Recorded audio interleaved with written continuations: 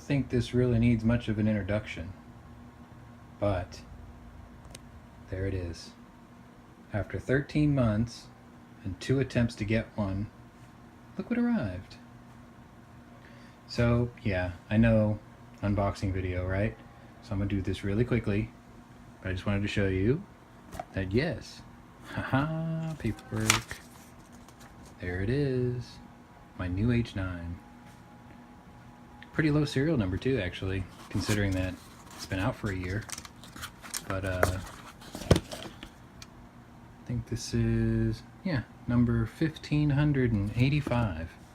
Bam. She is the heavy model. This is the steel frame that shows the heavy one over the new lightweight. It is empty. Gotta do all this one-handed. Sorry for the camera look, by the way. It's just this is quicker and easier for me.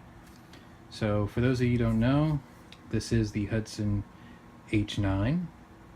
This was the darling of SHOT Show in 2017, and the lightweight model made an appearance in 2018. This is chambered in 9mm. Does come with a Trijicon night sight, kind of a XS big dot affair. Give you an idea of sight picture. Just a little. There you go. Best way I can describe this gun to most people that have never heard of this before, this is a match grade quality build, but it's a self-defense oriented pistol with that big dot on there. It's not made for sub MOA or whatever you want to call it, you know. This is just a really high quality carry pistol. And for those who are complaining about oh, it shoots low or whatever, I think a lot of those complaints are actually due to the fact that they're using the wrong weight ammunition. You know, most people that I've asked about this basically said that this is tuned for a 147 grain bullet, which is what I intend to feed it. But people who are getting, you know, rounds on target low, they were firing like 115s or sometimes 124s. So I'll be doing a shooting video with this shortly after I get it good and broken in. And I think I'm going to be the first person to actually put this side by side against another recoil mitigating pistol, my Beretta PX4 Storm with the rotating barrel. So stay tuned for that, because these two are going to be facing off against each other. And I think that the results may be surprising, so stay tuned for that. If you've never seen what's inside here, I guess I can go ahead and do that too. So inside here is your manual. They do a really good quality job on printing all this stuff out. You've probably seen other videos regarding this, but yeah, they use good stock and everything. And you get 2 extra magazines, so there's 3 total, because it is a proprietary magazine, and then your lock and all that other gubbins.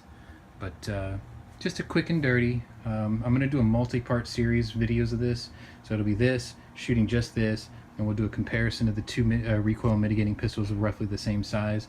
I can tell you right now the Hudson is quite a bit heavier, but I do like my guns heavy. I've got a DeSantis thumb brake holster coming in for this. I put the order in today, should be here in a couple days, and I'm going to re-qualify for my license to carry on this. That's my intention. I've got 147 grain spear gold dots that I'm going to feed a healthy diet of through it, and I've even got a couple of extra snap caps to do, you know, misfire drills and whatnot. But anyway, there it is. If you have any questions, feel free to ask. I'll do a field strip video for this here following this one, and thanks for watching.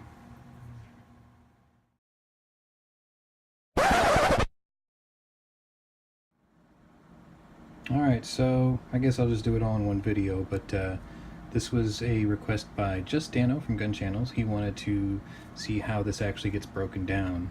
So field stripping of the Hudson's actually quite simple.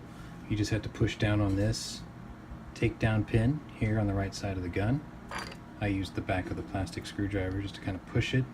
It went most of the way out with my thumb, but I had to use this just to kind of finish it off.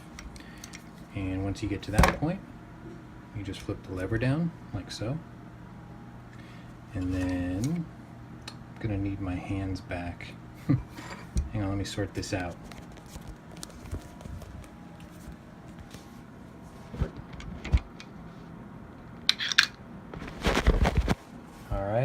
So I let the slide back down, and you just pull the trigger, like so, and it should just come off. Hang on. Sorry about the camera work. Alright.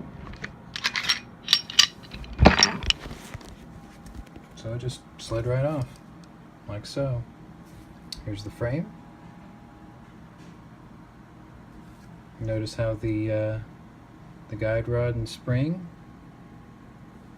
I don't know if you're going to see this too well, but essentially it's threaded into the frame just in front of the trigger guard there. They tell you not to take it out.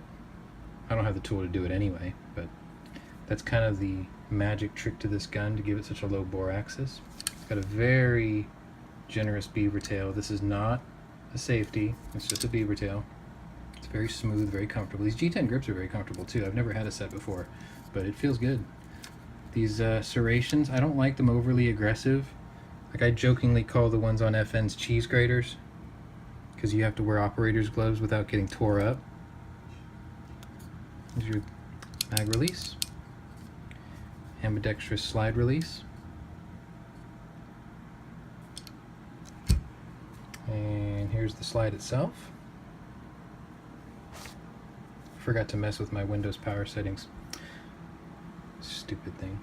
Alright, and the barrel just kind of slips right out. Notice it's got this keyway here, this triangular keyway, and that's how it actually rides in the frame, like so. That's the lockup. That's all the tilt you get, but it's enough. Here's your striker assembly. Here's your sights. That's it, really. I mean, there's really not a whole lot to it. That's your basic field strip, you know. Just clean it out, oil it up, put it back together. Stay tuned. Shooting video will follow soon, I hope, probably this weekend. And we'll do the comparison videos next. But again, thanks for watching.